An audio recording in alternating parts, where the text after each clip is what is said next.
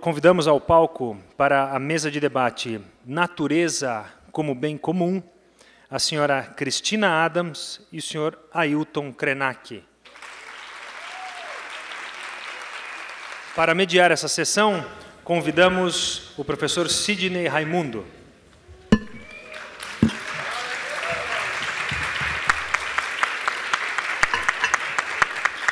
Sidney Raimundo é bacharel, licenciado e mestre em Geografia pela USP, doutor em Geografia pela Unicamp e pós-doutor na Universidade de Girona, na Espanha. Trabalhou durante 15 anos no Instituto Florestal do Estado de São Paulo. É professor da Escola de Artes, Ciências e Humanidades da Universidade de São Paulo. É líder do grupo de pesquisa Territorialidades, Políticas Públicas e Conflitos na Conservação de Patrimônios. Com a palavra, professor Sidney Raimundo. Boa tarde, pessoal. Minha função aqui é um pouco mais tranquila, que é só mediar, né? Será que é mais tranquila? Bom, retomando as atividades, só lembrando a dinâmica, como foi de manhã, com um tempinho um pouco mais curto. Cada convidado vai fazer sua apresentação, e só depois da apresentação de ambos que a gente vai abrir para o debate. E esse debate vai ser a partir das perguntas que vocês fizerem, seja pelo aplicativo, seja por perguntas colocadas nas filipetas para as pessoas do apoio do SESC que estarão aí nos corredores, certo? Cada palestrante terá 30 minutos, em torno disso, né? Eu não vou só dar um avisinho breve a hora que estiver chegando os 5 minutos para encerramento da fala. Tá bom? Então, sem mais delongas, eu vou passar a palavra para a minha colega e amiga da EASH, a professora Cristina Adams, já apresentando, né? A Cris tem licenciatura e bacharelado em Ciências Biológicas pelo Instituto de Biociências da Universidade de São Paulo, mestrado em Ciência Ambiental pelo PROCAN USP, que é o Programa de Ciência Ambiental, e doutorado em Ecologia também pelo Instituto de Biociências da USP. É professora associada, livre-docente, da Escola de Artes, Ciências e Humanidades, a EASH-USP, do bacharelado em Gestão Ambiental, da pós-graduação em Modelagem dos Sistemas Complexos, lá na EASH-USP, e da pós-graduação em Ecologia Aplicada Interunidades, ESALC-C, na USP. Então, a professora Cristina tem 30 minutos, acho que vai fazer uso do Data Show, né, do PowerPoint. Com a palavra, a Cris. A plateia é sua, Cris. Boa tarde a todos e a todas. Eu queria, em primeiro lugar, agradecer ao SESC e ao IEE pela iniciativa tão importante nesse momento de termos uma chance de travarmos esses diálogos, e aos organizadores do evento, em particular, o professor Pedro Jacobi e Marcos Sorrentino, pelo convite para participar. E dizer também que é uma honra para mim compartilhar a mesa com o Ailton Krenak e com o Sidney, meu colega da EASH. Bom, depois das inspiradoras falas dessa manhã, minha responsabilidade aumentou, e o desafio que havia sido me colocado pela organização do evento para essa mesa foi apresentar algumas das questões relacionadas aos tipos de recurso que nos são oferecidos pela natureza e as formas de apropriação que a sociedade faz desses recursos, que podem contribuir essa minha fala para embasar, talvez, as discussões da tarde e as apresentações de estudos de caso. Nesse sentido, a gente vai sair do nível mais macro das falas dessa manhã e vamos descer para o nível local, que, como eu costumo dizer, para o chão da floresta, que é onde a apropriação dos recursos naturais ocorre e é onde as comunidades e os agentes atuam e os movimentos sociais atuam. Então, a gente vai descer para o nível local. Para fazer essa fala, eu vou me basear na perspectiva da Escola de Economia Política da Universidade de Indiana, nos Estados Unidos, cuja pesquisadora mais conhecida foi a Elinor Ostrom, que foi Prêmio Nobel da Economia em 2009, e que muito contribuiu para a gente entender essa questão da natureza como um bem comum e os problemas que se apresentam a partir daí.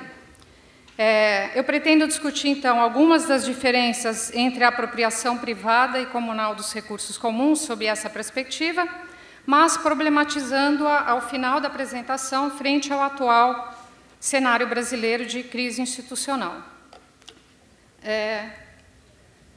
Os recursos comuns. Boa parte dos recursos naturais dos quais dependemos podem ser considerados como recursos comuns. Então, o mar, as florestas, a água, o ar puro, que em seu estado natural estão disponíveis para nós, seres humanos, tanto para satisfazer necessidades básicas, como alimentação, água, combustível, vestimenta, como também outros aspectos não materiais, como, aliás, foi muito bem falado pelo Henrique Leff essa manhã, aspectos não materiais da nossa existência, como a identidade, o conforto espiritual, a religiosidade, as cosmologias, a organização social, o lazer, o aprendizado. Do ponto de vista da economia política, os recursos comuns têm duas características principais. A primeira delas é que os recursos comuns possuem estoques finitos, de forma que a cada unidade de recurso que a gente retira desse estoque, sobra menos para o próximo usuário que precisa desse recurso. Portanto, qualquer avaliação de sustentabilidade do uso desses recursos dependerá da sua taxa de extração, do tamanho do estoque e de sua capacidade de regeneração natural, que varia de ecossistema para ecossistema. A segunda característica dos recursos comuns é que via de regra, muito difícil ou muito caro impedir e controlar usuários que queiram extrair esses recursos, por exemplo, em quantidades além da taxa possível de reposição biológica. No caso da água e do ar, por exemplo, o raciocínio funciona da forma inversa e o risco, na verdade, é de poluição do ecossistema, ou seja, transformando unidades de água ou de ar limpos em recursos contaminados.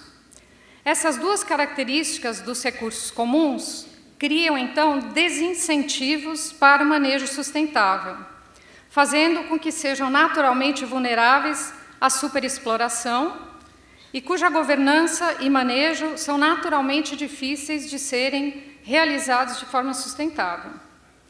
Para que o manejo sustentável ocorra, dependemos, então, da nossa própria capacidade de criar regras de uso ou adaptar regras que já existem, mas que não estão funcionando. No caso dos recursos pesqueiros, por exemplo, já estamos perto do limite de viabilidade ecológica e econômica para várias espécies, enquanto que para a Amazônia ainda temos um certo estoque madeireiro disponível. Para aqueles que moram em São Paulo, os problemas da gestão da água e da poluição atmosférica são velhos conhecidos. Mas os recursos comuns não são os únicos tipos de bens existentes na economia. Esses bens, de uma forma geral, são divididos em 4 tipos diferentes, de acordo com essas características que eu já mencionei. Ou seja, o risco de indisponibilidade para o próximo usuário, que pode ser alto ou pode ser baixo, e a dificuldade de excluir ou controlar possíveis usuários que queiram fazer uso do recurso ou fazer um uso insustentável. Então, os bens privados são aqueles que são normalmente produzidos de forma satisfatória pela economia de mercado, pelo mercado, que, através da lei da oferta e da demanda, consegue regular o quanto tem que ser produzido desse bem e pode excluir ou incluir usuários baseados, por exemplo, no preço que é cobrado a partir desses bens privados. Já os bens públicos têm uma característica em comum com os recursos comuns, que é a dificuldade de excluir potenciais usuários, mas ele tem um baixo risco de indisponibilidade. Ou seja, a gente pode imaginar, por exemplo, um usuário, qualquer um de vocês, que resolva visitar uma unidade de conservação no fim de semana para ter um contato mais próximo com a natureza, o fato de você ir lá e visitar essa unidade de conservação não vai torná-la mais indisponível para o próximo usuário que queira ir lá visitar também. Mas os inúmeros casos de invasão dessas unidades de conservação para retirada de madeira, para garimpo e outras atividades ilegais demonstram a dificuldade de controlar a entrada de potenciais usuários dos recursos. Mas, além os recursos comuns, a gente já falou, então, eles têm um alto grau de risco de indisponibilidade e, ao mesmo tempo, essa dificuldade de controlar os usuários. Mas, além da importância dos recursos em si, a gente também tem que levar em consideração os chamados serviços ecossistêmicos que eles nos fornecem. E o que são os serviços ecossistêmicos? O Ricardo falou na fala da manhã sobre as externalidades. São externalidades positivas que a natureza, os recursos naturais, nos fornecem e contribuem, de uma forma geral, para o bem-estar da humanidade. Nesse caso, vários dos serviços ecossistêmicos produzidos pelos recursos naturais ou comuns podem ser considerados dos bens públicos naquela definição que eu acabei de fazer. Por exemplo, a polinização, a ciclagem de nutrientes, a regulação do clima, criam benefícios que estão disponíveis para todos nós, não importa quantos usuários nós formos, e se nós ao usufruirmos desses benefícios, a gente não faz com que eles sejam menos disponíveis para os próximos usuários. Mas são as características inerentes aos recursos comuns, aqueles dois problemas já mencionados, que os tornam tão vulneráveis e que, na verdade, fundamentam toda essa discussão da questão ambiental. Por quê? Porque essas duas características tornam esses recursos vulneráveis ao que a gente chama do dilema dos comuns, que muitos, com certeza, já ouviram falar e já se defrontaram. O que é o dilema dos recursos comuns? Segundo a visão convencional da economia política, os usuários de um recurso comum estariam fadados a esgotarem os seus estoques. Ou seja, a pessoa vai lá, começa a usar o recurso, e a lógica diz que eu devo usar, quanto mais recurso eu usar, melhor, que o meu benefício individual estaria acima dos benefícios sociais da obtenção daquele recurso. Essa visão se consolidou firmemente na década de 60 do século passado, a partir, em grande parte, da constatação dos impactos ambientais que estavam vindo do período pós-guerra, em particular com essa grande aceleração que marcou o início do antropoceno, como foi também já colocado. E essa observação de todos esses impactos e o nascente movimento ambientalista colocando esses problemas na agenda do dia é que levou muitas pessoas a acreditarem, de fato, na tragédia dos comuns, a chamada tragédia dos comuns. Segundo esse modelo, que foi proposto na década de 60, a extração dos recursos comuns por usuários maximizadores de lucro levariam os sistemas ao colapso. Então, era isso que estava se observando nesse período histórico. Esses usuários foram caracterizados, dentro desse modelo, com base nos atores que realizam transações em situações de mercado competitivo, e supunha indivíduos dotados de uma racionalidade econômica e informação perfeita sobre todas as opções que estariam postas na mesa para ele, e também informações sobre a consequência dos seus atos. É um pouco na linha daquilo que o Ricardo também colocou de manhã sobre os manuais de economia, né? Então, era o sujeito perfeito, o indivíduo racional, que tinha ideia de a informação sobre toda a situação.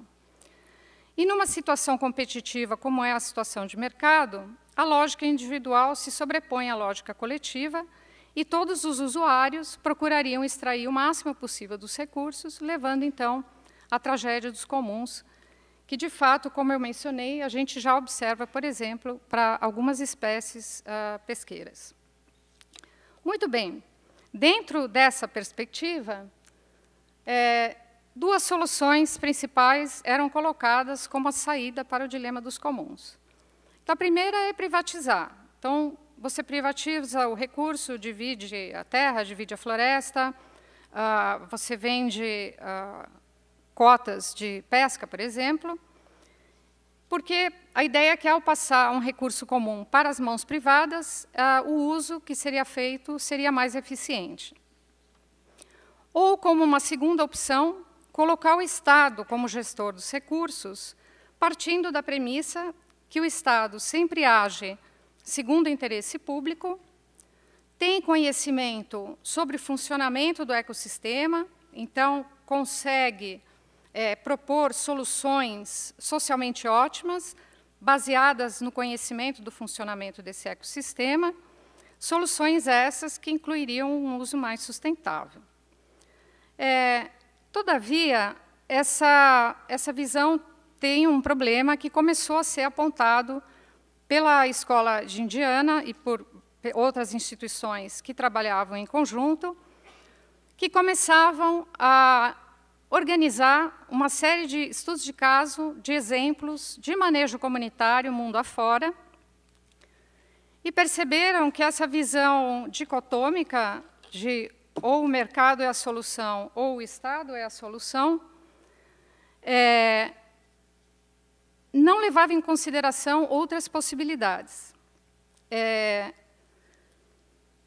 Esses estudos de caso que são levantados mostravam a existência de sistemas comunais, locais, de apropriação dos recursos comuns, que eram criados pelos próprios usuários do recurso para evitar aquele dilema social, que é o dilema dos comuns. Esses sistemas comunais operavam segundo outras lógicas, que não a lógica do mercado, por exemplo, e eram baseadas numa diversificação de estratégias de uso dos recursos, então, não o uso de um recurso apenas, com o objetivo de garantir a subsistência das pessoas, obter renda e buscar o bem-estar dos seus usuários. Então, operavam numa lógica diferente. E, em muitos casos investigados, esses sistemas locais de governança existiam há muito tempo, vinham usando esse recurso há séculos, muitas vezes, e não haviam levado os recursos ao colapso, como previa aquele modelo anterior. Esses casos de sucesso, o que eles mostraram? Que a gente tem, na verdade, a gente pode ter mais um sistema de propriedade dos recursos, além do sistema da propriedade estatal e da propriedade privada. Esses casos de sucesso de propriedade comunal mostraram que os usuários não estão fadados a um uso insustentável do recurso, mas que têm toda a capacidade de conversar entre si, se organizar coletivamente para resolver o dilema, criando um conjunto de regras, direitos e deveres que poderiam levar, e muitas vezes levavam, de fato, à sustentabilidade. Então, na verdade, aquele colapso previsto pelo modelo anterior, convencional, se dava em situações que foram, então, definidas de livre acesso, que é uma situação que, na verdade, onde o direito de propriedade não existe. Ou você tem regras, só que elas são mal definidas ou mal fiscalizadas, então, muitas vezes, você tem legislação, você tem ali um conjunto de regras, mas, se ninguém está fiscalizando, você pode ter uma situação que a gente chama de livre acesso de fato. Muito bem. Então, o que a gente sabe a partir do trabalho desse grupo? É que existem 4 tipos de regimes básicos de apropriação de recursos da natureza, sendo que o livre acesso não é exatamente... Ele se caracteriza pela falta de regras de propriedade. Esse tipo de situação, quando ocorre num lugar onde você tenha uma espécie valiosa, por exemplo, ou uma situação onde está havendo um grande crescimento populacional, e, portanto, um uso maior dos recursos locais, aí sim você tem essa chance muito grande que o colapso se verifique. Mas, graças aos trabalhos da Escola de Indiana, sabemos também hoje que a propriedade comunal pode ser tão eficiente quanto a propriedade estatal ou a propriedade privada na gestão de um recurso natural. Entretanto, é claro para todo mundo aqui que, na vida real, a situação é um pouco mais complexa. E esses tipos puros de regime de propriedade são difíceis ou praticamente impossíveis de serem encontrados. O que encontramos, normalmente, são sistemas muito complexos, que começam no nível local, mas são arranjados em jurisdições subsequentes de propriedades e regras de uso dos recursos, que operam em múltiplas escalas. Então, você tem a escala local, muitas vezes você tem, por exemplo, uma legislação municipal, regras estaduais, regras federais, e, às vezes, esse manejo vai ter impacto global também. E, na maior parte dos casos, mescla direitos comunais, direitos estatais e direitos privados. São situações que a gente denomina de policêntricas, onde você tem essa sobreposição de jurisdições. Além disso, muitas vezes, o que a gente chama de os direitos de propriedade, na verdade, é um conjunto de direitos, como a gente pode ver nesse exemplo que eu selecionei das reservas extrativistas, segundo o Sistema Nacional de Unidades de Conservação do Brasil, onde você tem aí uma situação em que alguns dos direitos pertencem à comunidade e outra parte dos direitos são, por exemplo, compartilhadas com o Estado, sendo que o Estado é o único agente ali que pode vender a terra ou desapropriar, desafetar, mudar, por exemplo, o tamanho da reserva extrativista. Mas você tem ali pelo menos 5 tipos diferentes de direitos: acesso, retirada, manejo, exclusão, alienação, que normalmente são conjugados quando a gente está falando do uso e da extração de recursos comuns. Muito bem.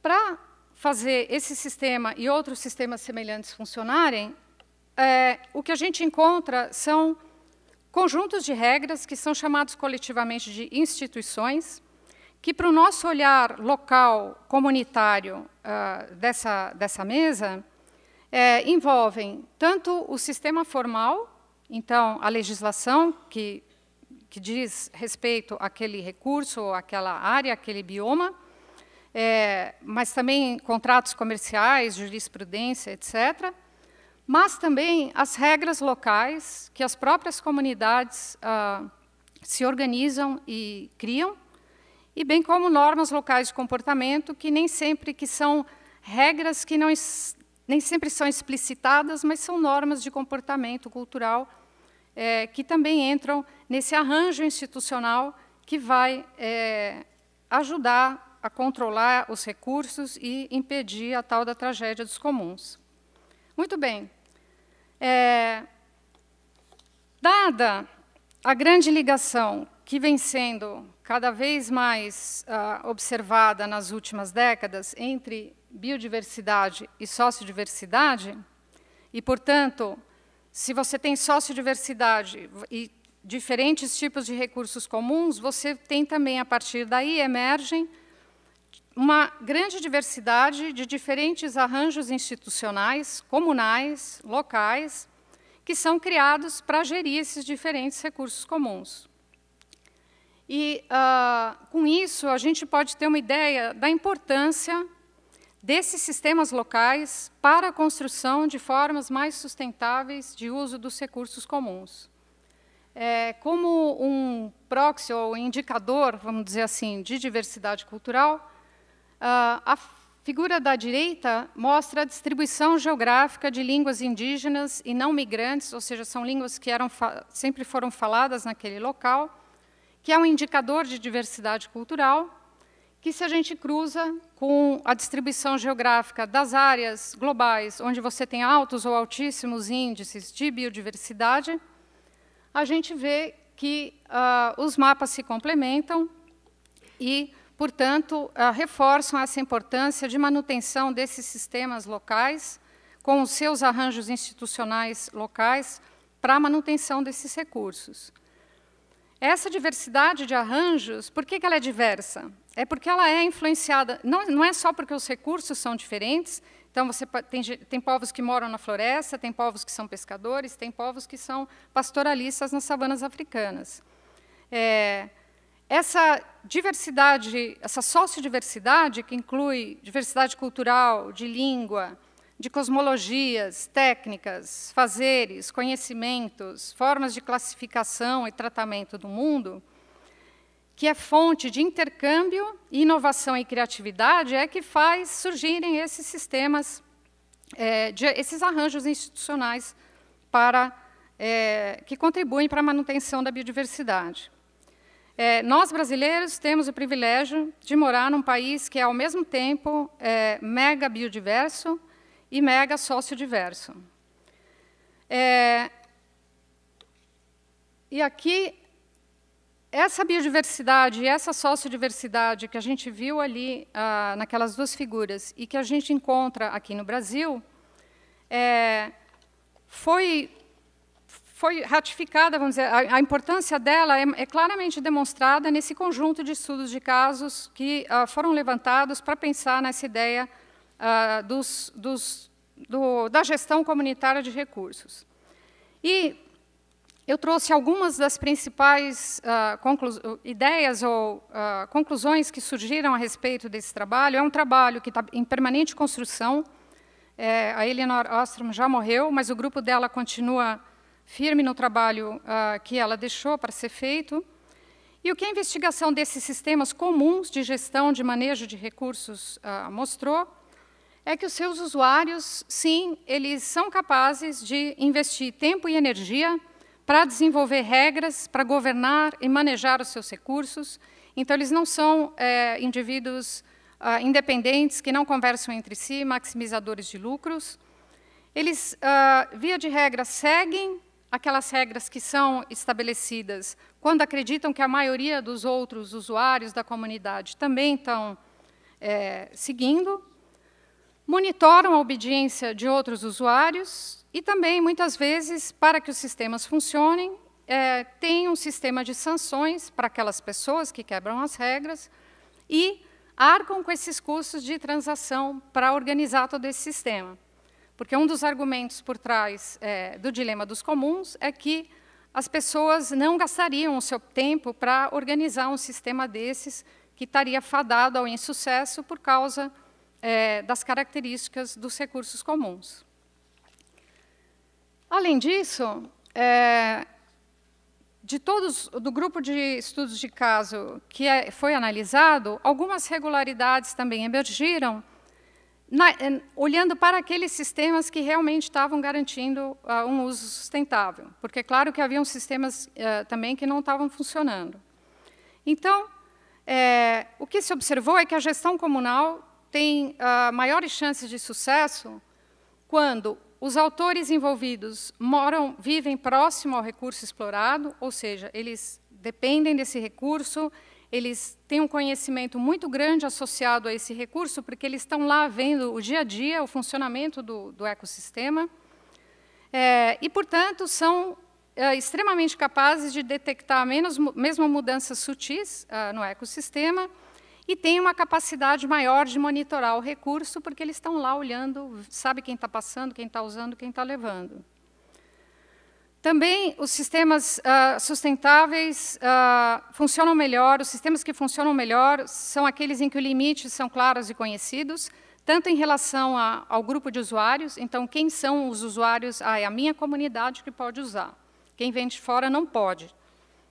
Então, o grupo de usuários é bem conhecido, ou o sistema natural. Então, por exemplo, o caso de lagos, ou mesmo terras indígenas, terras quilombolas já delimitadas, que você tem claramente os usuários, os moradores, a ideia de até onde vai a sua terra, a sua área, os seus recursos.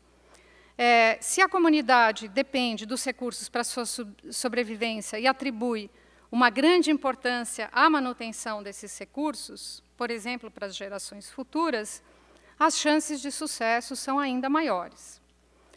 E quando os grupos são culturalmente coesos, ou seja, quando eles compartilham visões de mundo e valores e possuem confiança mútua e reciprocidade entre seus membros, a gestão também é facilitada.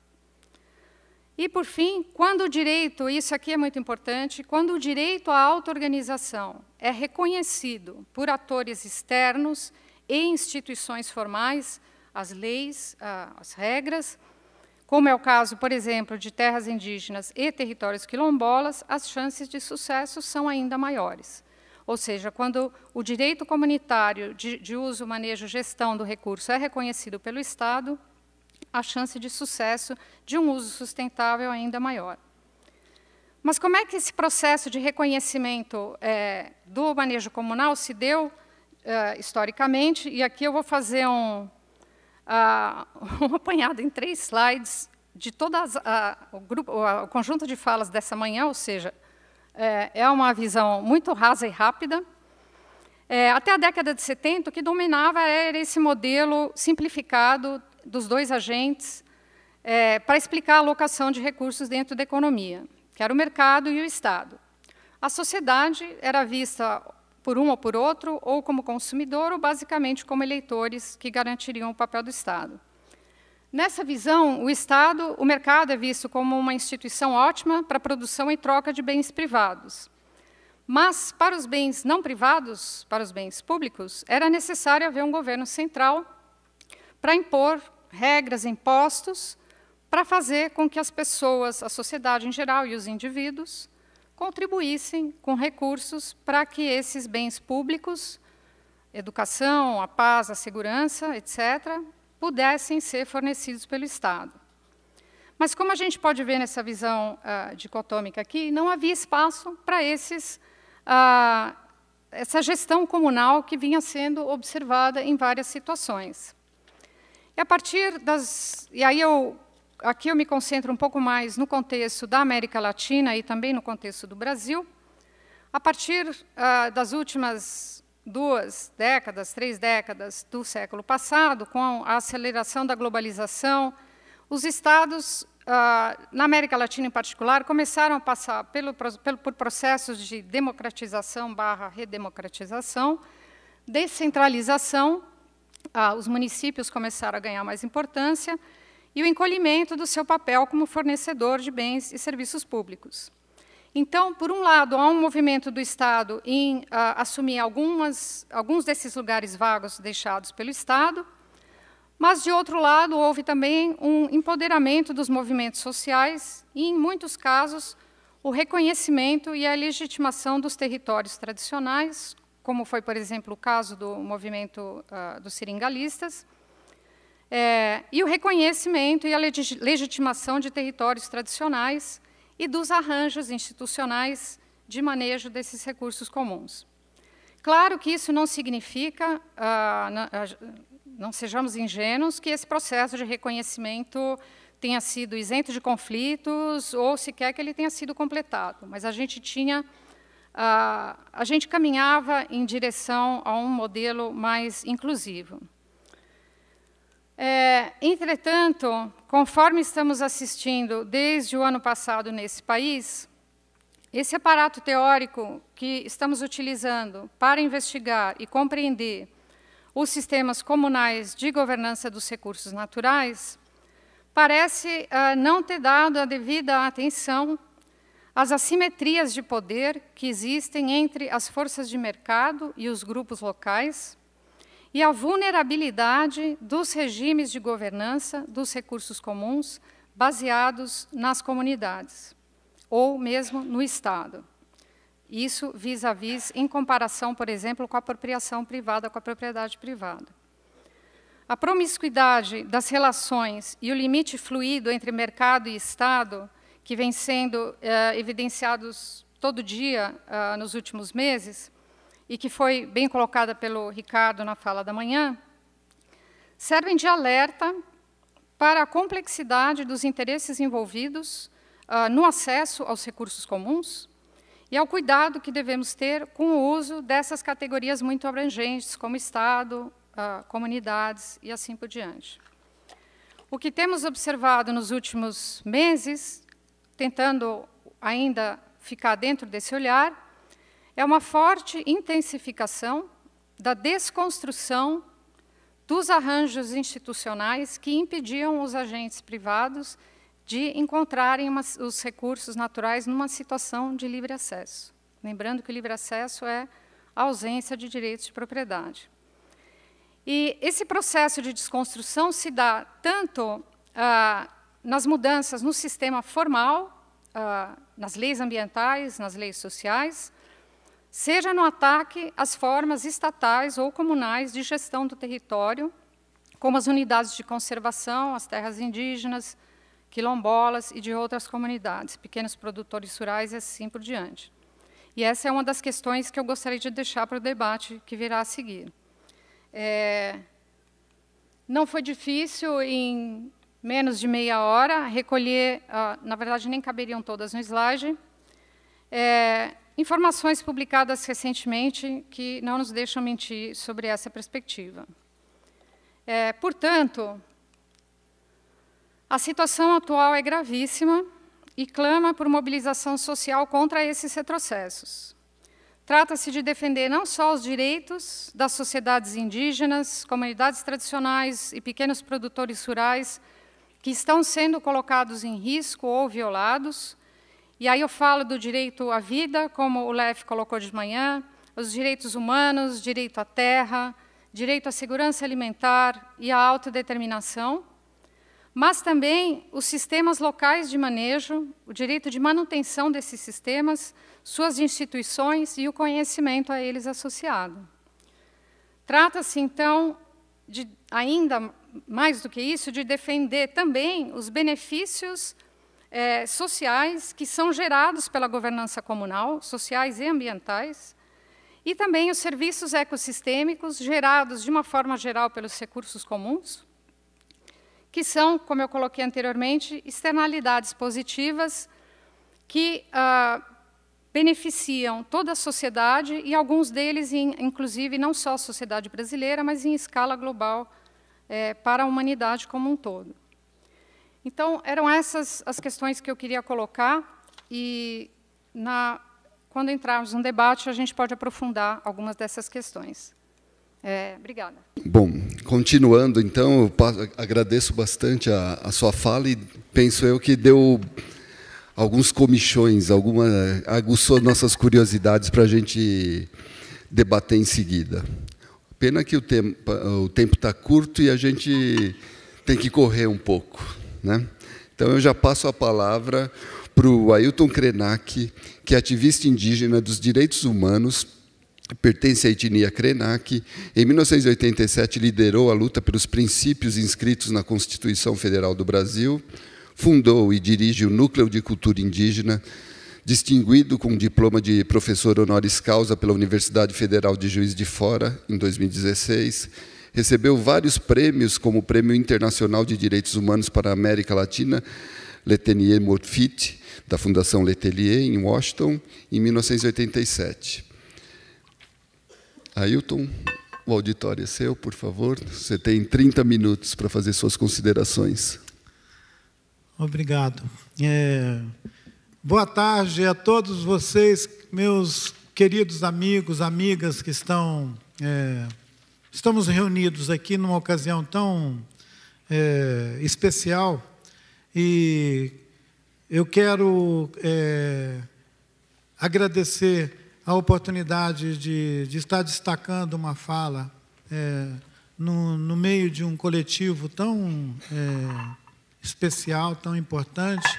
Eu tive a oportunidade de encontrar aqui amigos de jornadas de 20, 30 anos atrás, e só essa oportunidade de encontro já me enche de alegria.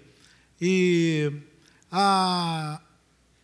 as duas conferências que nós tivemos hoje pela manhã, abrindo a estrada para essa nossa conversa agora à tarde, me animou muito a pensar como que, de algum lugar, de algum ponto nesse continente, né, nessa geografia do planeta Terra, desse organismo que muito bem foi lembrado aqui, vivo, esse organismo que respira, transpira e inspira a gente também a andar e pensar nesses lugares daqui da Terra.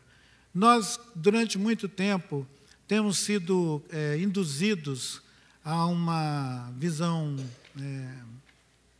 extremamente limitada da maravilha que é o planeta que nós vivemos, da riqueza que esse planeta nos proporciona, da imensa capacidade que ele tem de nos regenerar, de nos alimentar, de nos suprir de tudo que precisamos.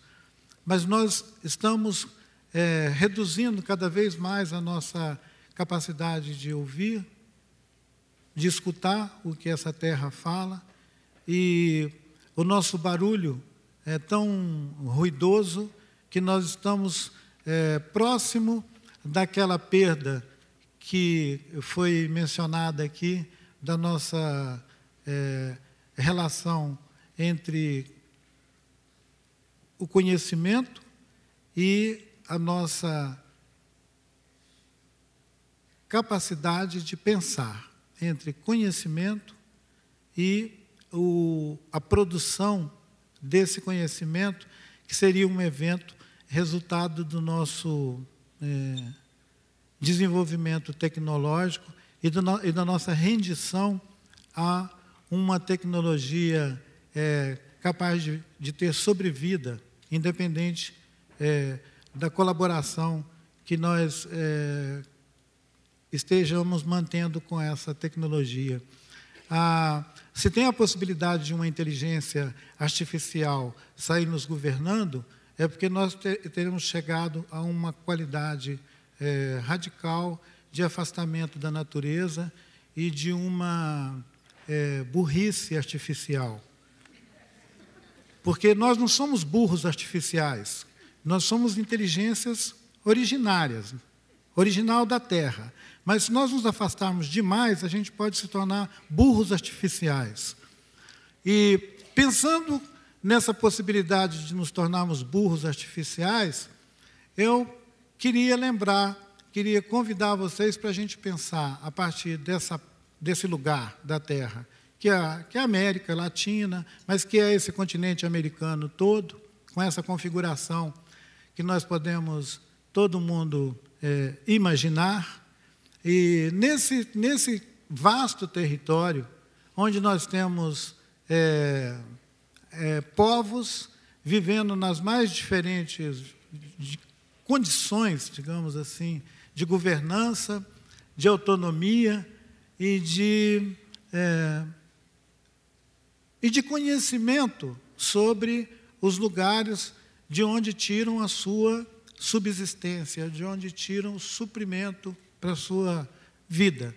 Para a sua vida no sentido de manter a saúde, de ter o que comer, de não beirar aqueles lugares da miséria, mas também de alimentar a sua reprodução cultural, a sua capacidade de seguir criando cultura, de seguir produzindo subjetividade, imaginando mundos, criando mundos, e não reduzindo mundos. Eu tenho percebido uma crescente tendência nos coletivos de redução de mundos, redução do mundo. Ao invés de perceber as possibilidades de expandir no sentido da nossa integração e interação com diferentes camadas de mundo, eu vejo as pessoas cada vez mais assustadas e tentando se refugiar quase que em micromundos, que talvez esteja também nos induzindo aquela vontade de pensar o desenvolvimento local. Se tem alguma coisa de simpático, de atraente na ideia do desenvolvimento local, pode ter também uma armadilha muito próxima de todos nós, na ideia de olhar o desenvolvimento local como se fosse o último reduto onde nós podemos continuar pensando como comunidade humana no planeta. O planeta definitivamente não é um local. Se nós podemos chamar ele de planeta, que já é uma abreviação, nós deveríamos, na verdade, lembrar o tempo inteiro que somos nós, esse organismo vivo. Nós somos poros desse organismo vivo. E enquanto nós estamos profundamente agarrados nesse organismo vivo, nós somos capazes de pensar a extensão desse organismo vivo, atuar como esse organismo vivo, sermos inteligência da Terra.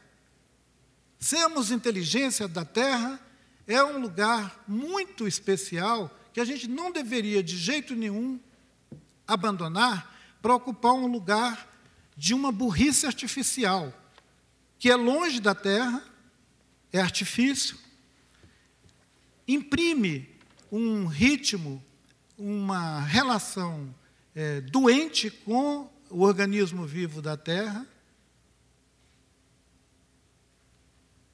naturaliza na nossa educação, quando crescemos, de criança, de menino, de adolescente, de adulto, nesse percurso que vai do sujeito ser um menino até ele virar um adulto.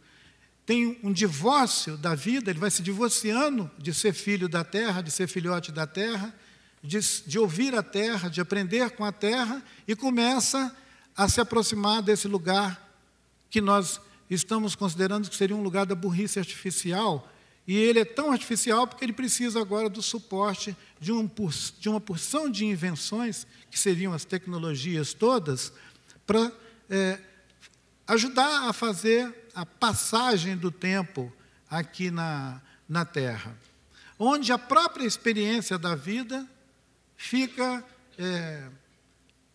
transformada ou fica reduzida numa ideia de cada vez mais consumir coisas, como se a própria ideia da vida fosse uma travessia num deserto do consumo, né? Seria o consumo da vida. Não é que você vive para consumir. Você já está convencido de que a vida é alguma coisa para se consumir. Então, nós não podemos nos conformar com uma redução tão miserável do sentido da vida, de que ela seja só para consumir mercadoria, produzir mercadoria e trocar mercadoria.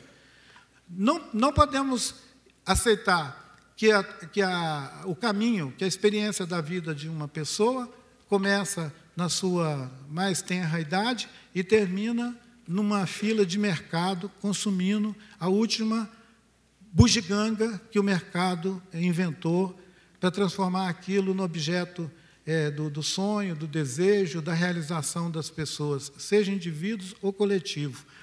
É gravíssimo quando isso afeta coletivos, quando afeta comunidades inteiras, que é digamos, o lugar que eu gostaria de convidar vocês para a gente pensar, que é onde tem se dado a maior parte dos embates entre esse mundo do mercado, da mercadoria, e o que a gente poderia, para os termos desse encontro nosso, chamar de o lugar da natureza, que é onde estão as florestas, onde estão os rios, onde estão as montanhas, constituindo as paisagens cheias de significado para os coletivos, para os povos que vivem nesses lugares, vivem em lugares onde a terra pulsa, onde a terra tem vida, onde a terra tem comunhão com os seres chamados humanos, que vivem nesses lugares, e que muitos desses povos, muitas dessas culturas, ainda não têm a mesma construção que nós estamos compartilhando aqui, da ideia de um humano, especialmente desse humano que vem a ter direitos, que constitui pessoas jurídicas, que tem personalidade.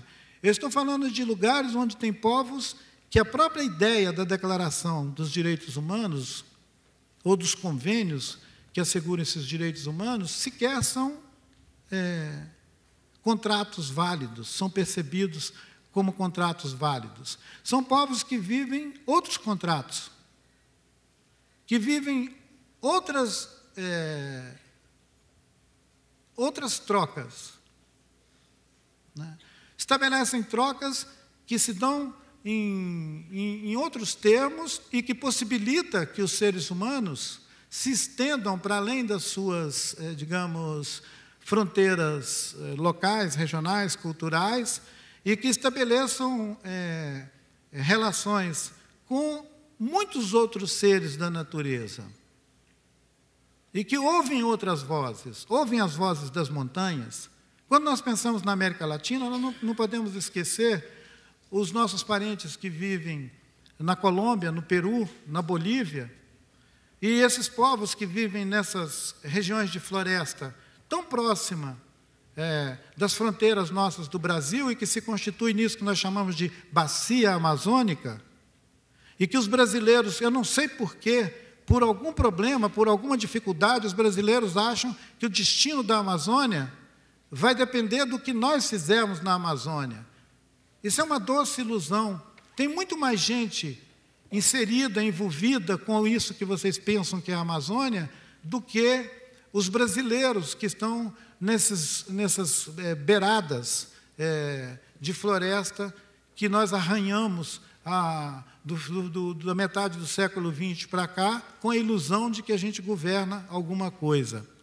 Até final da década de 70 e 80, os meios de comunicação daqui do Sudeste, eles se referiam à Amazônia como o inferno verde. O inferno verde.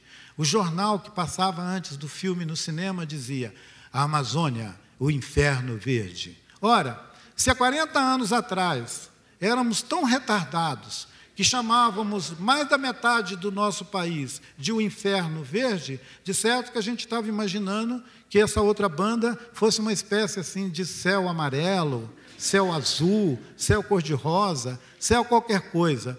Acontece que esse pedaço do céu está cada vez mais, digamos, depredado, né, ou predado. E o que está sobrando para o nosso imaginário como um lugar para onde a gente pode fugir, como dizia a canção do Gilberto Gil, né? Vamos fugir para o Guaporé, né? Vamos fugir para a Amazônia, vamos, no nosso imaginário, fugir para algum lugar onde a gente não transformou ainda num lixo. Será que o nosso imaginário, quando pensa na Amazônia, pensa de verdade num território de humanidades, num território onde nós podemos ampliar os nossos afetos, reconhecer os povos que vivem nesse lugar, colaborar com esses povos, levando aquilo que foi mais de uma vez referenciado aqui como inovação, pesquisa, desenvolvimento, conhecimento? Ou será que isso são só expressões que nós usamos para consumo, digamos assim, próprio, mas que não somos capazes de transformar em ação, em ação de verdade, que envolve o nosso compromisso, o nosso relacionamento com milhares de famílias que vivem nas beiras dos rios, que estão sendo transformados para a construção de barragens, para grandes barramentos que têm nomes como Belo Monte, Giral, Santo Antônio, mas que, na verdade, são traduzidos em remoção de milhares de famílias ribeirinhas que são jogados em assentamentos horrorosos, de difícil aceitação por aquelas comunidades, gente que viveu sempre em espaços amplos, com liberdade, de repente tem que morar naqueles conjuntos que a Eletronorte e que o governo constrói para botar ribeirinhos removidos de beira do rio Xingu e de outros rios, como Madeira, e tentativas de fazer isso no Tapajós. A Amazônia, que nós devemos invocar, gente, é aquela Amazônia de onde nós, como cidadãos de um certo país da América do Sul, podemos interagir junto com as comunidades que vivem nesses lugares, as comunidades indígenas, os ribeirinhos, os seringueiros, para que eles tenham os seus direitos territoriais, os direitos de continuar vivendo nesses lugares, os direitos culturais de continuarem vivendo nesses lugares, sendo respeitados pela parte empreendedora do sudeste do Brasil, essa parte empreendedora do centro-sul e sudeste do Brasil, que de vez em quando resolve transformar 6.000 quilômetros de áreas protegidas em áreas disponíveis para o avanço do agronegócio. Esse manjado agronegócio, que está com as mãos atoladas na lama e no sangue, ele está agarrando o pescoço dos índios, dos seringueiros e dos ribeirinhos, com a justificativa de que eles precisam melhorar a performance da economia desse país. Estão matando as pessoas para melhorar a performance econômica desse país. Um país que deveria ter vergonha de não fazer nada para conservar a sua biodiversidade. E deixar de barato que os consórcios, que as grandes corporações façam a governança do nosso território. Em último caso, por uma ausência total de inteligência orgânica, capaz de fazer a governança do país, nós somos governados por uma burrice artificial. E isso tem custado a nossa vida e tem custado a biodiversidade, os recursos que nós tanto atribuímos valores a eles, mas que eles estão sendo, assim, devassados. Devassados pelas madeireiras, pelos garimpeiros, pelas mineradoras. Só dentro do território Yanomami tem 8.000 garimpeiros. Você tem uma população de 30.000 Yanomami com 8.000 garimpeiros lá dentro. Isso é uma coisa escandalosa, né? O Ministério do Meio Ambiente, o IBAMA, essas agências todas de controle e fiscalização, eles deveriam fazer alguma coisa, eles não deveriam deixar que os Yanomami fossem trucidados por garimpeiros à mão, né? Sem sequer precisar usar armas, ou levar doença, como tem sido constante. Então, nós temos, digamos, 2 desafios à nossa frente, que seria o da conservar o que ainda existe de áreas, de territórios, onde os povos, com alguma autonomia, mas a custo da sua própria vida, fazem a conservação da biodiversidade. Esses territórios, eles têm escala também, é possível medir. De vez em quando, para sacanear o povo indígena, dizem que os índios têm 10% do território do Brasil, que seria em torno de 100 milhões, seria em torno de 100 milhões de hectares. Vocês façam a conta. Eu não tenho muita paciência para essas contas, porque eu acho que é mais um reducionismo, é medir a vida, né? Medir esses territórios é uma pretensão de medir a vida. Pelo menos medir aquela vida que bate, a vida que dá sentido e que anima os seres humanos a criar cultura, a pensar o mundo, a animar-se no sentido da própria reprodução da vida como um bem. É a vida como um bem. Não são os bens como patrimônio. Não é a apropriação da natureza. Não são os recursos naturais. Quando eu escuto uma conferência, ou uma aula, uma palestra, onde as pessoas insistem em chamar o que a natureza nos propicia para respirar, para comer, para beber, de recursos naturais, eu fico pensando, até quando? Até quando vamos continuar tratando a nossa mãe, a terra, como um recurso? Se é um organismo vivo e se é a nossa mãe, como que ela é um recurso? Recurso. Olha que redução, gente. Imagina, eu chego na minha casa, dou um abraço na minha mãe e falo, e aí, recurso? Eu vou fazer um bife com seu braço? Eu vou fazer uma torta com sua orelha? Então, a linguagem, a subjetivação, o jeito que nós pensamos a natureza, o jeito que nós pensamos esses lugares que nós chamamos de natureza, também já é uma travessia no deserto. Se nós precisamos nomear e temos tanta dificuldade de nomear, é porque nós estamos mesmo com o nosso coração batendo num ritmo tão diferente do ritmo dessa nossa mãe que é a terra, que nós precisamos buscar um monte de adjetivos para a gente conseguir falar de alguma coisa sobre ela. E como ela é muito generosa, ela pode dizer, está bem, filho, tá, entendi o que você falou. Mas as mães são assim. As mães pegam um filho gago, trôpego, e falam com ele, tá bom, filho, entendi, senta aí. Então, a Terra está fazendo isso com a gente há muito tempo. Mas como ficou bem claro aqui, nós já chegamos a alterar tanto a nossa pegada na Terra, a ponto da gente estar compartilhando um tempo agora que nós chamamos, uma era, que nós chamamos de antropoceno. Antropoceno. Quantos de nós conseguem fechar o olho e pensar qual a altura daquela película que cobre esse organismo da Terra, que nós chamamos de chão, de solo, onde é praticada a maior parte das atividades de suprimento das cidades, das nossas demandas de consumir comida, fazer casa, tirar madeira, tirar o minério. Pensem bem, pensa como que é frágil, como que é uma película fininha que recobre esse maravilhoso organismo da Terra, essa parte que nós podemos dispor dela para fazer todas as nossas atividades de formiga aqui na superfície.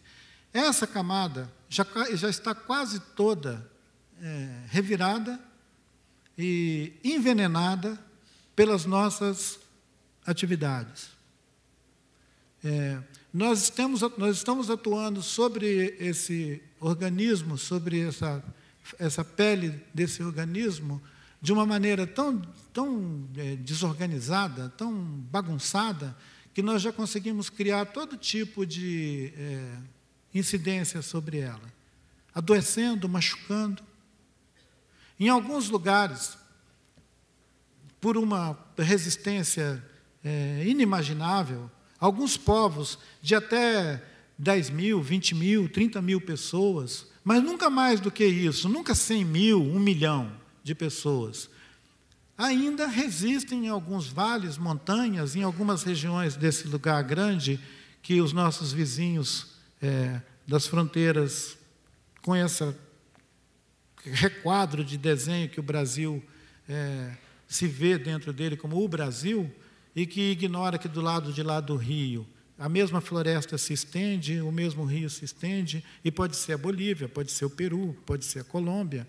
E os mesmos povos que compartilham o território de lá e de cá, os casamentos, os irmãos, os primos, os tios, os parentes estão circulando nessas fronteiras, fazendo de verdade a experiência do acesso ao bem comum, ao que é comum.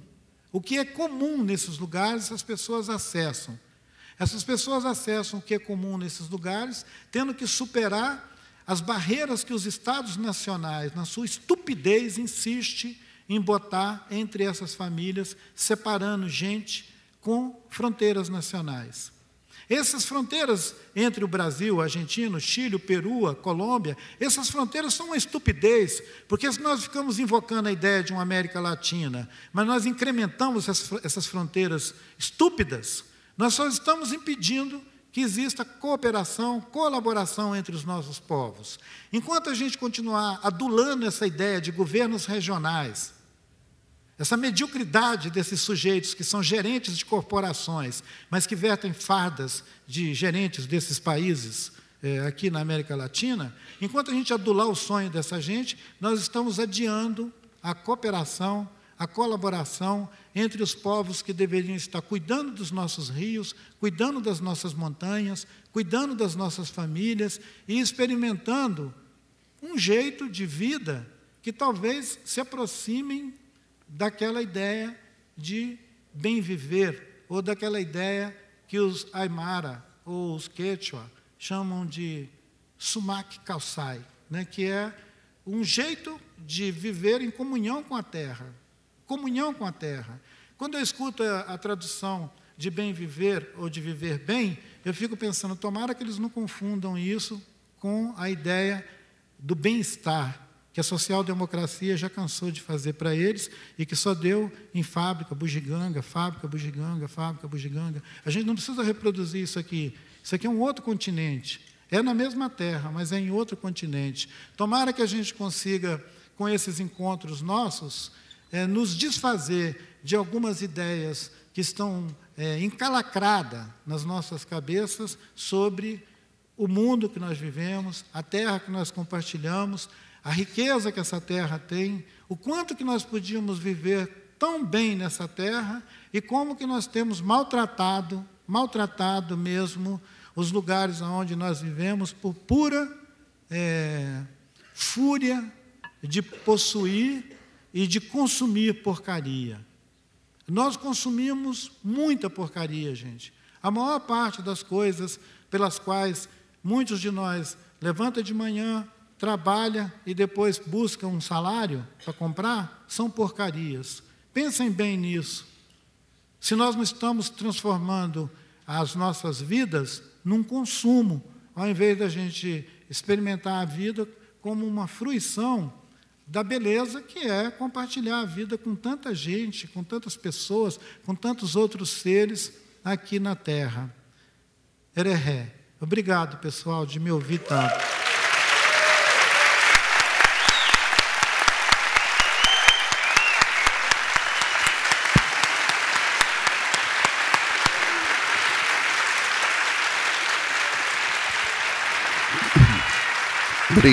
Obrigado, Ailton.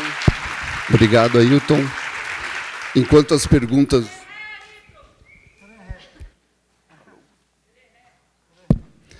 Obrigado, Ailton. Bom, enquanto as perguntas não chegam... Será que chegam? Faço aqui uma pequena animação, né, como mediador da mesa. Vejam só.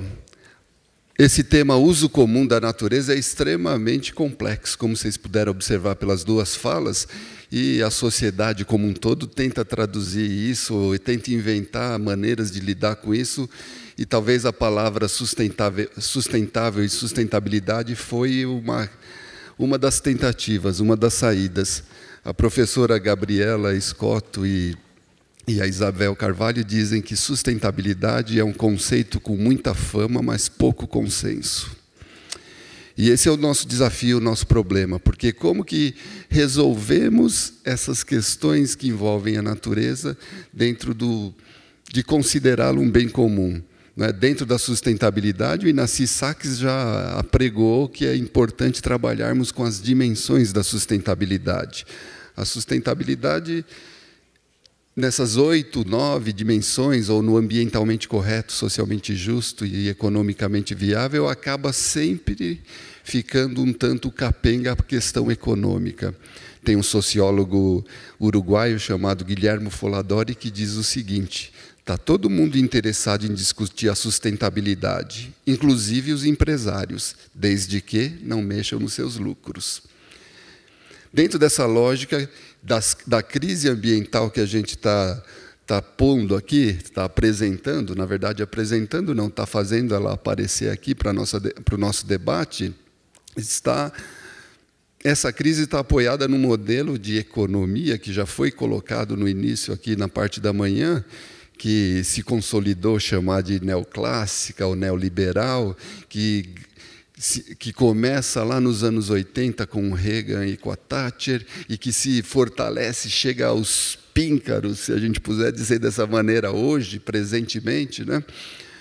A gente chega, a professora Marilena Chauí é categórica, que diz que, do ponto de vista ideológico, o esforço neoliberal estará completo quando ela transformar direitos em serviços. Direito à saúde, direito à educação, etc., em serviços de saúde, serviços de educação. Será que a gente está indo por uma lógica parecida quando transforma os serviços da natureza, os serviços ecossistêmicos, e teríamos que começar a pensar em direitos ecossistêmicos? A fala da Cristina e do Ailton Krenak vão nessa linha.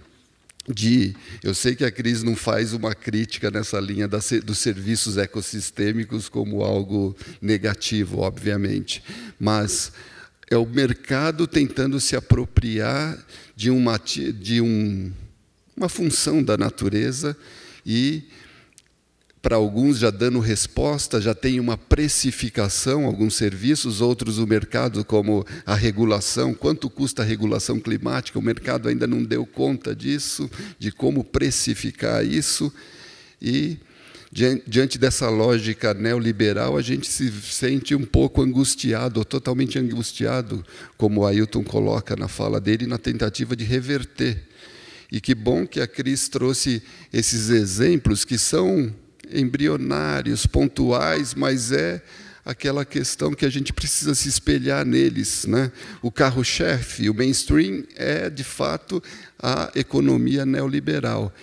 Mas há outros exemplos muito bem postos pela Cris que dão para nós essa esperança, essa utopia. Como diria o Ítalo Calvino, utopia está a 2 passos de mim. Eu dou 2 passos, me esforço para dar 2 passos, e quando eu chego, a utopia está a 2 passos de mim. E aí eu me esforço para dar mais 2 passos, e quando eu chego, a utopia está a 2 passos de mim. Ou seja, não vai ter fim nunca isso? Não vai, porque você vai perseguir.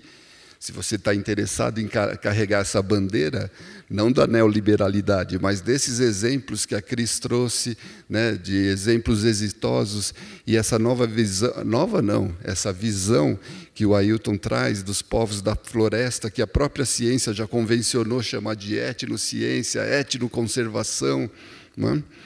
Que o saber tradicional é extremamente importante, ele compete com o saber científico, e posto nessas 2 falas aqui, a gente tem elementos para poder tentar construir uma outra maneira de pensar o mundo, e até como uma questão de manifesto ou de fato de trabalho de formiguinha, a gente tentar reverter esse quadro negativo que o neoliberalismo nos impõe aí.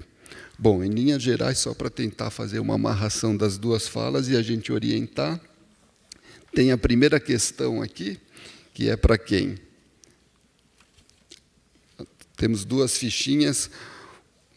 O Juan Didier, da Federal do Maranhão, pergunta para o Ailton: recentemente, mais um episódio de violência entre os povos indígenas foi notificado. O caso do povo Gamela do Maranhão, Gamela, eu acho que é isso, Gamela do Maranhão, com casos de... sim, claro, de mutilamento, ameaças à vida, o resultado de um contínuo descaso da relação da questão agrária e indígena, favorecendo o latifúndio e o agronegócio. A seu ver, a garantia de autonomia territorial deve ser seguida por quais outros tipos de autonomia, para que se deslegitime uma ordem jurídica e burocrática estatal alinhada ao latifúndio, ao agronegócio, ao neoextrativismo, vide a atuação do INCRA, que não rompe com a estrutura latifundiária no caso dos Gamela, em Viana, Maranhão. Bom, esqueci de falar, mas nós temos 30 minutos para o debate. Pode responder enquanto isso. Tem mais uma para você. No estado de São Paulo, a depender do governador e do secretário do Meio Ambiente, teremos uma grande quantidade de desterrados, especialmente com a concessão de UCs e a criação de novas áreas de represamento de águas para uso da agroindústria e abastecimento público. Estamos a um passo de privatizar as fontes de produção de água, que são as UCs.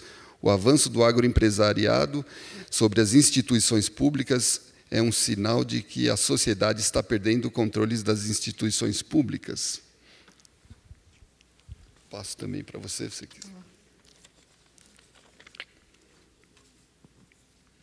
Primeiro da Gamela. É interessante porque essas duas questões que foram bem apresentadas, porque você não me fez só uma pergunta, você também conseguiu qualificar o tipo de situação de crise que está posta nesses 2 extremos, um no Maranhão e outro aqui em São Paulo. Quer dizer, se a gente for tirar a temperatura média da gente, a gente já morreu. Já que nós estamos falando em mudança climática, né? A desgovernança é geral, gente. O resto é só uma máscara. A gente não tem gestão. Há uns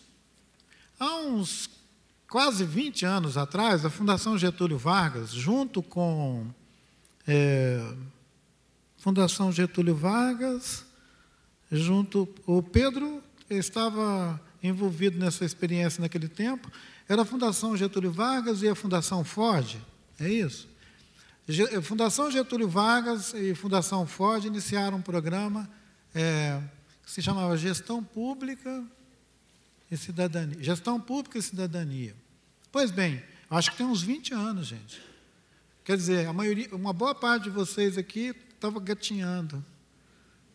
Tem uma turminha aqui que ainda era neném, eu não tinha nascido. Pois bem, há 20 anos atrás, quando a gente foi ver a emenda para olhar esse negócio de gestão pública e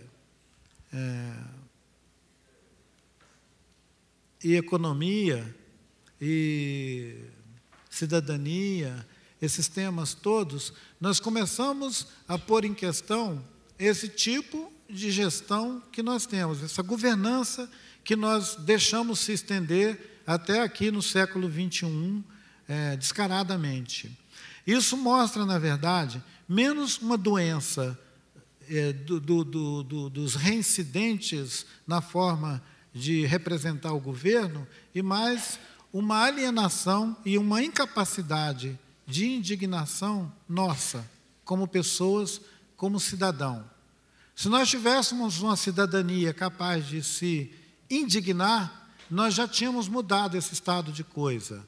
Não tinha degola de índios no Maranhão, mas também não tinha abusos de prefeitos e vereadores e governadores aqui na maior capital do país, que é São Paulo. Se vocês suportam esses abusos todos aqui, e os Gamela suportam aqueles abusos todos lá, a gente pode debitar na conta da nossa cidadania anêmica. Nós temos uma cidadania anêmica. Se me perdoem, nós temos uma cidadania que chega a ser quase frouxa, porque nós deixamos que esses sujeitos, que por um truque, eles dominam a economia de algumas regiões do nosso país, eles também conseguem dominar a vida política do nosso país. Dominam a vida política do nosso país em diferentes contextos. E isso é uma provocação para que as novas gerações, aliadas com quem ainda tem memória das lutas que fizeram nos anos 70 e 80, se ergam e mostrem que tipo de governança que nós queremos ter no nosso país. Que governança que a gente quer ter? Nós queremos que esses sujeitos que não têm nenhuma legitimidade continuem mudando a legislação ambiental, acabando com as unidades de conservação, depredando com a nossa paisagem toda e reinsiste, se apresentam de novo às eleições, viram deputados, governadores, senadores e governam o nosso país. Então, nós temos que botar em questão a própria forma de representação que nós estamos permitindo que façam da nossa cidadania.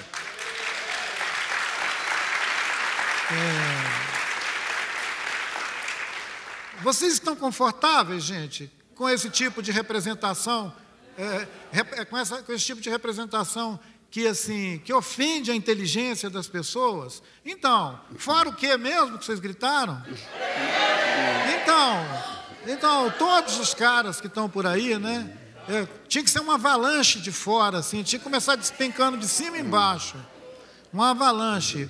Então, não quero fazer uma provocação com vocês nesse encontro que se abriu pela manhã com abrir um horizonte de um debate muito criativo, enriquecedor para todos nós, mas nós não podemos nos esquecer de que para que tenha consequência esses nossos encontros, nós temos que exercer a nossa cidadania. Exercer a cidadania, eu sei que para alguns de nós parece que é uma coisa muito desafiadora, que é muito difícil, mas vocês podem ter certeza, um dia que eu estava na frente de um desses congressos nacionais nossos aí no passado e me senti desafiado a expressar o meu sentido de identidade e de alteridade, eu peguei uma tinta preta de genipapo e eu pintei o meu rosto em protesto pelo tipo de política que estava sendo feita naquele ambiente que era o Congresso e mostrei o meu sentido de estar aqui, de participar dessa tribo que tenta ser o Brasil e de mostrar que os acordos entre nós têm que ser cumpridos. Os compromissos que nós fazemos têm que ser cumpridos. Nós temos que cumprir nossas obrigações. E isso, para mim, é o sentido mais assim raso de cidadania. E se esses sujeitos querem assaltar a nossa cidadania, a gente tem que reagir, tem que protestar e tem que fazer valer o sentido de que nós somos cidadãos daqui desse país. É isso.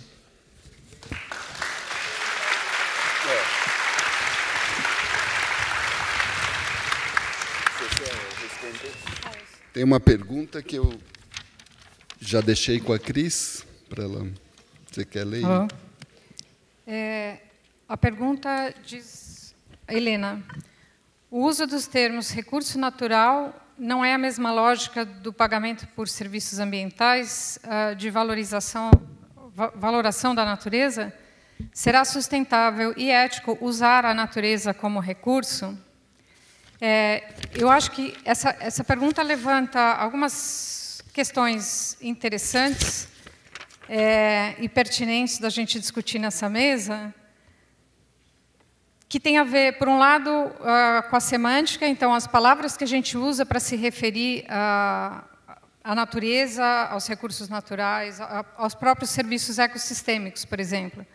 Porque o recurso natural, sem dúvida, vem dessa ideia de que a gente está falando daquela parte da natureza que a gente pode extrair e usar para alguma coisa em termos materiais, normalmente aquela que entra na economia, mas já tem um uso mais consagrado, e o uso sustentável vai depender, entre muitas coisas, de algumas dessas que eu falei aqui agora há pouco.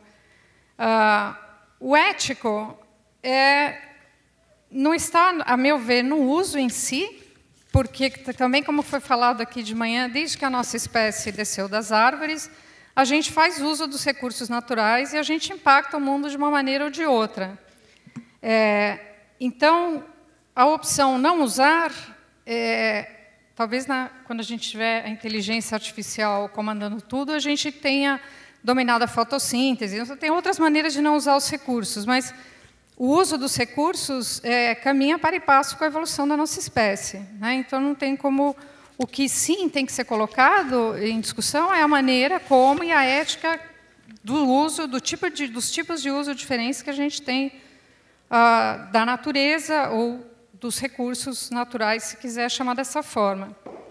Eu acho que a palavra recurso, como ela já é um pouco mais consagrada, eu não vejo tão problemática, mas eu posso dizer que a expressão serviços ecossistêmicos tem muito mais debate sobre essa definição, esse conceito.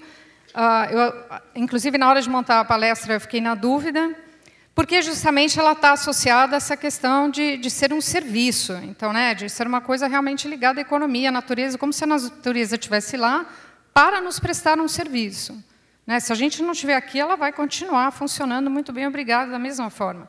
Então, existe todo um debate na academia acerca do uso dessa expressão, e tanto é que no painel intergovernamental da ONU, que é um painel equivalente ao IPCC, que está em andamento, mas que está olhando para a biodiversidade, a contribuição da biodiversidade para o bem-estar humano, houve uma grande discussão, acho que de mais de ano, com relação a todos os atores que estão participando do painel, sobre que conceitos que a gente vai usar, e um dos que foi deixado de lado foi o conceito de serviço ecossistêmico, justamente por causa dessa conotação econômica que ele tem. E foi substituída por, a Cristiana que me corrija se eu estiver errado, os benefícios que a natureza, as contribuições que a natureza traz para o bem-estar humano. E essa grande mudança não é pouco, né? É uma mudança conceitual, mas não é pouco, e ela decorre de um outro fato notável que merece a gente chamar a atenção aqui, que esse painel, pela primeira vez, além dos cientistas que estão fazendo esse levantamento sobre a biodiversidade e os benefícios, as contribuições para o nosso bem-estar, as populações tradicionais e indígenas também estão sendo chamadas. Então, é um painel intergovernamental e tipos de conhecimento, e graças a esse ambiente diverso que essa discussão, por exemplo, do termo serviços ambientais pode ser feita e ele pode ser mudado, né? Acho que é isso. Senão eu falo. Nós temos, pela organização aqui, só mais 5 minutinhos. Eu vou pedir para o Ailton ser breve. Tem um conjunto de questões que, obviamente, vou ter que passar para eles depois, mas as próximas questões ao Ailton basicamente proposta, uma coisa mais propositiva, Ailton. Quais são as ações, as estratégias para conseguir ter transformar a natureza num bem comum? Eu pensei que seria muito interessante que a gente considerasse a possibilidade, pensando nesses serviços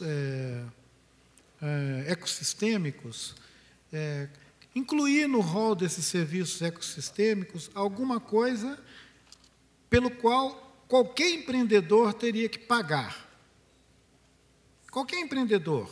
O sujeito vai fazer um empreendimento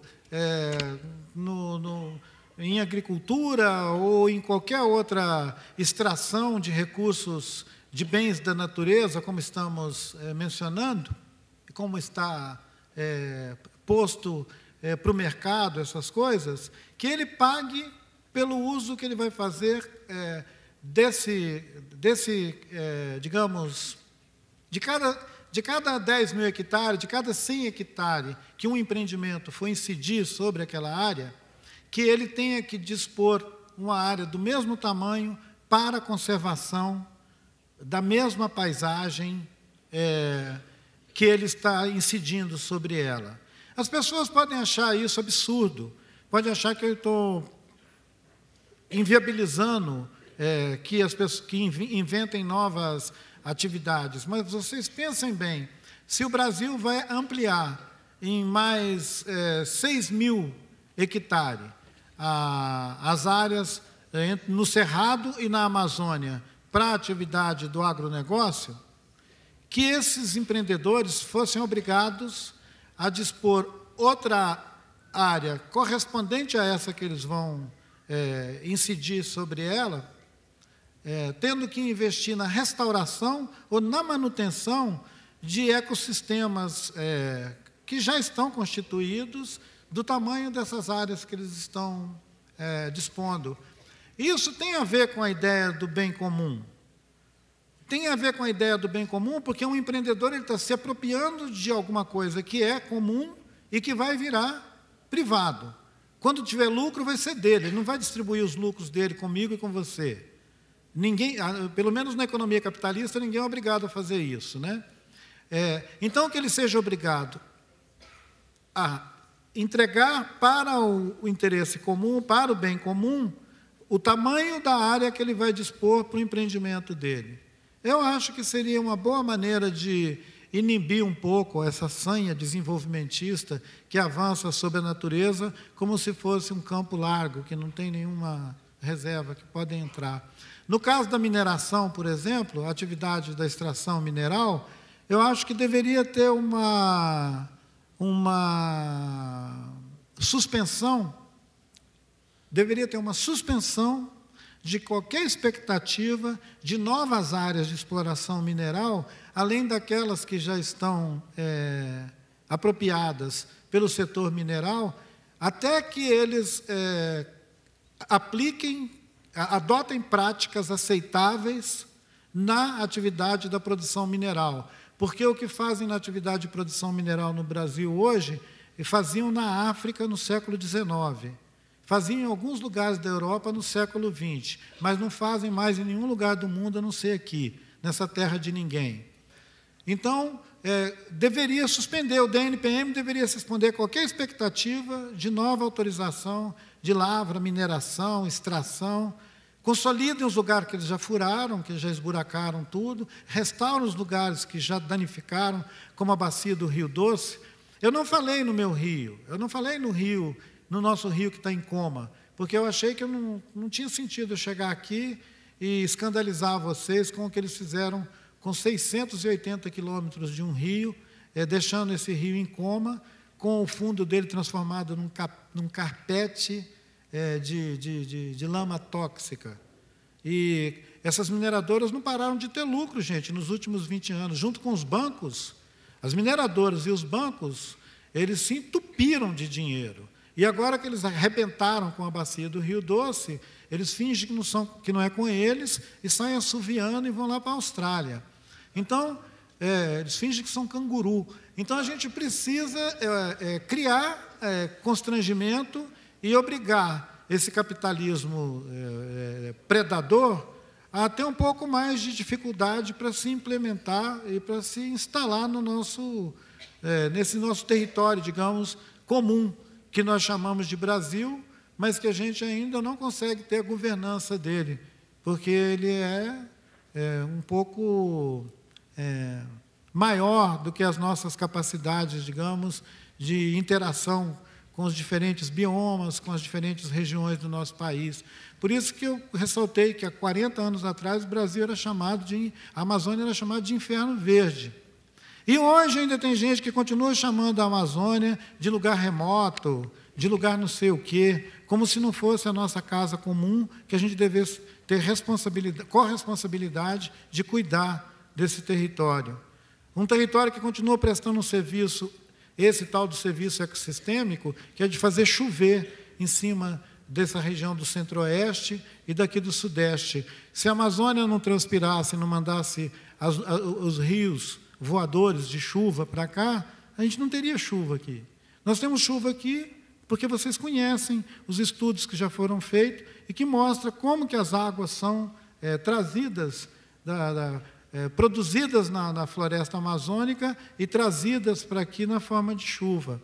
Então, todo esse serviço que essa floresta tropical maravilhosa, além de ser a casa, o abrigo de milhares de pessoas, faz para os que moram fora de lá, já deveriam fazer todo mundo virar cidadão honorário da floresta.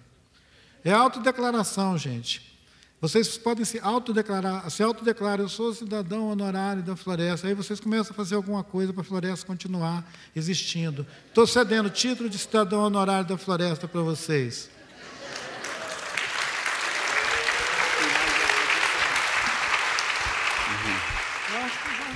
Bom, quero agradecer a fala da professora Cristina e do Ailton, e vamos ter que encerrar essa mesa, infelizmente, mas já engatando na próxima, no sentido que a gente vai mudar de mesa, mas muito provavelmente não vamos mudar de assunto. Vamos avançar por incorporação, né? Então, obrigado, Ailton, obrigado, Cris.